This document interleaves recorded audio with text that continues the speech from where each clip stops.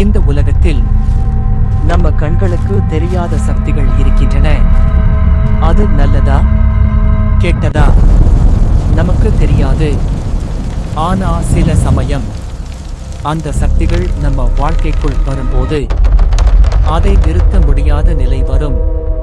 இது ஒரு சாதாரண ஹாண்டட் ஹவுஸ் ஸ்டோரி இல்ல. இது வாரன் தம்பதிகளின் வாழ்க்கையை மாற்றிய, அவர்களே பயந்த கடைசி கேஸ். 1974 ஒரு அமைதியான கிராமம். அந்த கிராமத்தின் ஓரத்தில் ஒரு பழைய வீடு. பல ஆண்டுகளாக யாரும் வசிக்காத வீடு.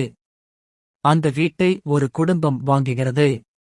அப்பா ஒரு சாதாரண வேலைக்காரர், அம்மா வீட்டை கவனிக்கும் பெண் மற்றும் ஒரு 8 வயது சிறுமி.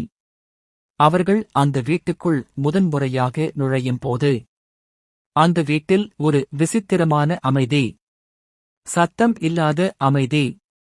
ஆனா அந்த அமைதிக்குள் ஒரு பயம். முதல் நாள் எல்லாம் நன்றாகவே இருக்கும். அவர்கள் வீட்டை சுத்தம் செய்கிறார்கள்.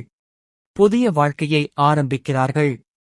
ஆனா அந்த சிறுமி மட்டும் அந்த வீட்டில் ஏதோ உணர ஆரம்பிக்கிறாள். அவள் சில நேரம் யாரும் இல்லாத இடத்தைக் கண்டு சிரிக்கிறாள். அம்மா கவனிக்கிறாள். ஆனா அதை அவள் எடுத்துக் கொள்ளவில்லை. ஒரு இரவு அனைவரும் தூங்கிக் கொண்டிருக்கிறார்கள். திடீரென அந்த சிறுமி விழித்துக் கொள்கிறாள். அவள் மெதுவாக படுக்கையிலிருந்து எழுந்து அவள் அறையின் மூலையில் யாரோ இருக்கிற மாதிரி பேச ஆரம்பிக்கிறாள். நீங்க யார்? சில வினாடிகள் அமைதி. பின்னர் அவள் சிரிக்கிறாள். அம்மா எழுந்து கேட்கிறாள், யாரோட பேசுற? அந்த குழந்தை மெதுவாக திரும்பி, அவங்க என் ஃப்ரெண்ட். பெயர் லில்லி. அந்த நாளுக்குப் பிறகு அந்த வீட்டில் நடக்கும் விஷயங்கள் மாற ஆரம்பிக்கிறது. கதவுகள் தானாக திறக்கிறது. காற்று இல்லாத நேரத்தில் ஜன்னல்கள் அசைக்கிறது. இரவு நேரங்களில் யாரோ நடந்து வருவது போல சத்தம். அம்மா இப்போது பயப்பட ஆரம்பிக்கிறாள். ஒரு நாள் காலை அம்மா கண்ணாடி முன் நிற்கிறாள்.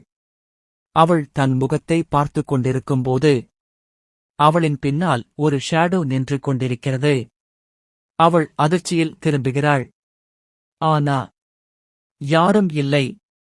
மீண்டும் கண்ணாடியில் பார்க்கும்போது அந்த ஷேடோ மறைந்து விடுகிறது. இந்த விஷயங்களை தாங்க முடியாமல் அந்த குடும்பம் உதவி தேட முடிவு செய்கிறது. அவர்கள் தொடர்பு கொள்கிறார்கள்.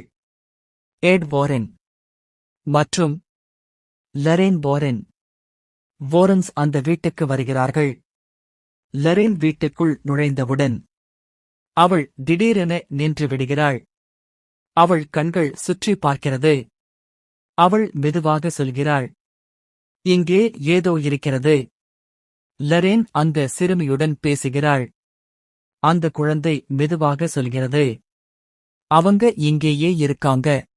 அந்த நேரத்தில் ஒரு விஷன் வருகிறது. ஒரு இருண்ட அறை. ஒரு பெண் அழுது கொண்டிருக்கிறாள். திடீரென அவள் கத்துகிறாள். லரேன் அதிர்ச்சியில் விழித்துக் கொள்கிறாள். அவளுக்கு சொல்கிறாள், இது சாதாரண ஆவி இல்ல. இது மிகவும் ஆபத்தானது. அந்த இரவு மணி 3. கடிகாரம் திடீரென நின்றுவிடுகிறது. கதவுகள் அடைக்கிறது. அந்த குழந்தை மெதுவாக எழுகிறது. அவள் வேற குரலில் சொல்கிறாள், இது என் வீடு. அடுத்த பகுதியில் இந்த டீமன் யார்? எப்படி அதை நிறுத்தப் போகிறார்கள்?